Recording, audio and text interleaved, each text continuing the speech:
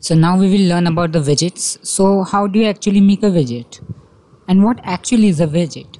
A widget is basically a view that a user can put it on their home screen and will give them information and timely updates about anything that you configure.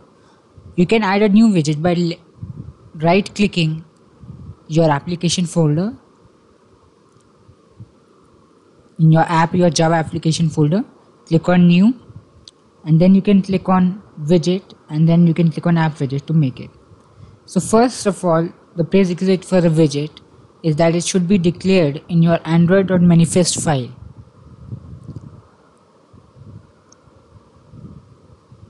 as these are configured to. And then you have to also name an action app widget update and also provider which will update the app widget. These widgets are provided by your app as default and must be updated from time to time automatically by the Android. Now you have a widget.java which should extend the app widget provider. Now you have a static void update app widget, which is a custom function made to update the widget. It has receives the context app widget manager, app widget manager.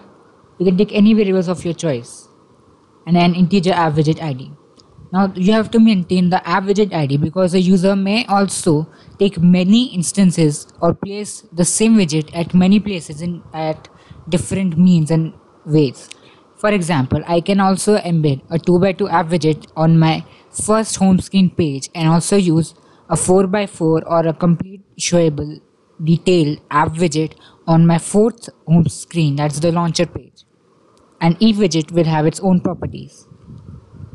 So the onUpdate method is called and must be incorporated. The onDelete method and the onEnable method. Also the onDisable method. These four methods are very essential and must be overridden and be present, otherwise the widget will not work. The onUpdate method is applied whenever Android regularly updates the widget and should receive a context as first parameter, app widget manager as second parameter, and an integer array, that's the app widget IDs, as the third parameter. Now, as I told you in the Java tutorial, this is basically executing.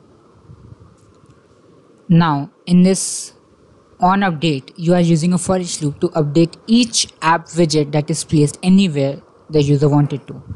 So again, you are passing all the required parameters, and then in my app widget that I have created to teach you about app widgets, I have a car sequence widget text which can be loaded from the context and the app widget ID. So widget configure activity as it refers to, and there's a function in it called load title pref in which we are passing the context and app widget ID. Now we have to construct the remote views object. So in that I have made a new remote view, views is equal to new remote view, context.get package name will get the package name, that is com.abhishekmathur.section3, and then the second parameter is r.layout.widget. So it first inflates the widget. Then in this view we are setting a text view text, that is r.id.addWidget text, which is defined in the strings file.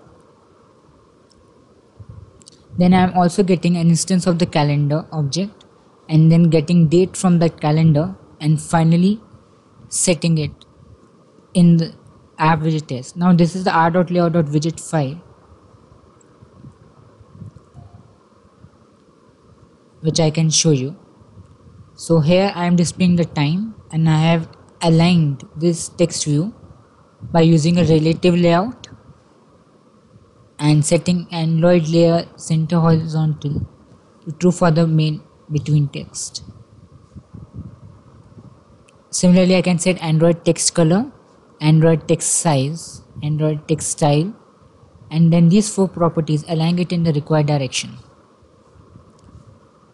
Coming back, then I set the date there.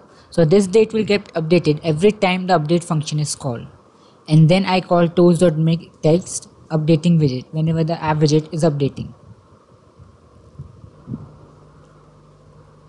Now again I have the onDeleted method, which is called every time you delete the app widget from the home launcher. and it again runs the delete title pref in the widget configure activity. And basically this widget configure activity I have made is whenever you are installing or placing my widget for the first time, it is run to ensure the widget is installed or started correctly. Then there are also an on enabled and all disabled methods for the widgets. In this my widget configure activity, I load the layout, then I take the app widget text, that is an edit text element I have already defined. So first let us focus on the onCreate method, which accepts a bundle.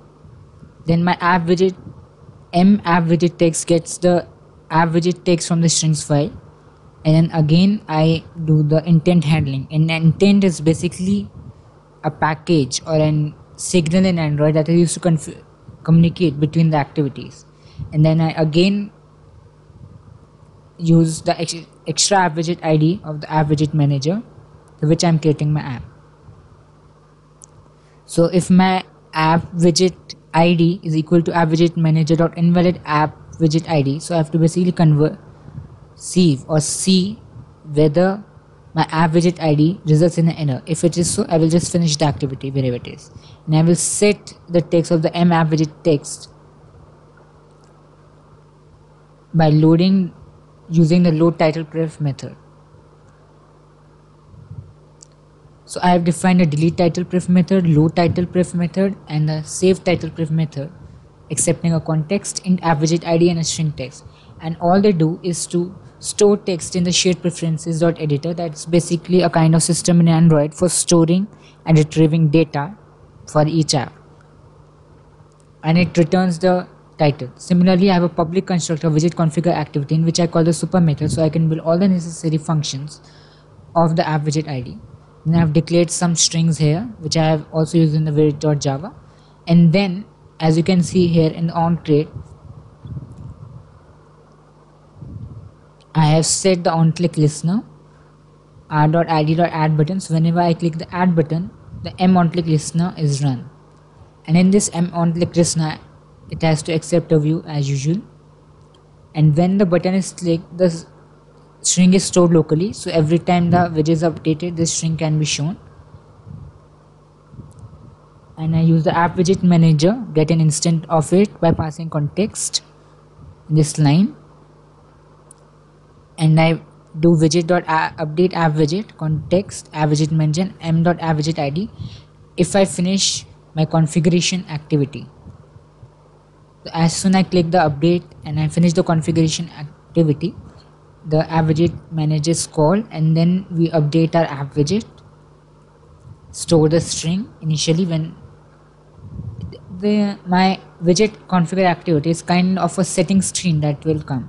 You must properly learn the syntax for it to work, and you can also refer to the Android documentation for more possibilities in widgets. So then I make an intent, which we'll study later on, to say that this configuration activity for which it was called for has been successfully executed. So this was all about widgets, and now you may see widget in live action. This basic code can be easily generated by the method I told you earlier, and you may also use this predefined code, edit it according to your whims and your needs.